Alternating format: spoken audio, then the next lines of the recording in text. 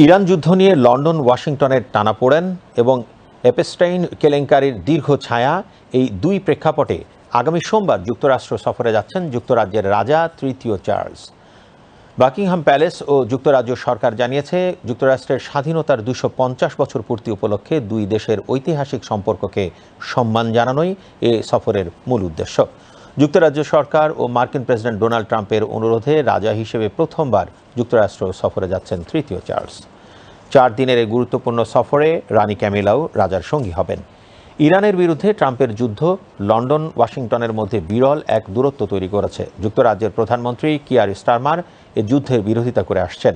এ কারণে তাঁকে বারবার ট্রাম্পের আক্রমণের মুখে পড়তে হয়েছে। স্টারমার সরকারের অভিবাসন ও জ্বালানি নীতি নিয়েও কড়া সমালোচনা করেছেন মার্কিন প্রেসিডেন্ট। রাজা চার্লসের যুক্তরাষ্ট্র সফরের প্রতিটি পদক্ষেপ অত্যন্ত সূক্ষ্মভাবে পরিকল্পনা করা হয়েছে, যাতে কোনো অপ্রত্যাশিত পরিস্থিতি তৈরি না হয়। আগামী মঙ্গলবার ওভাল অফিসে ট্রাম্প ও চার্লসের বৈঠকে শুধু আলোকচিত্রীদের প্রবেশাধিকার রয়েছে।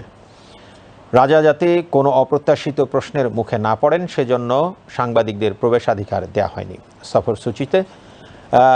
সফরসূচিতে ট্রাম্প মেলানিয়া দম্পতির সঙ্গে রাজার চায়ের আড্ডা সহ একটি রাষ্ট্রীয় ভোজসভা আছে। আগামী বুধবার চার্লস ও ক্যামিলা নিউ ইয়র্কে যাবেন।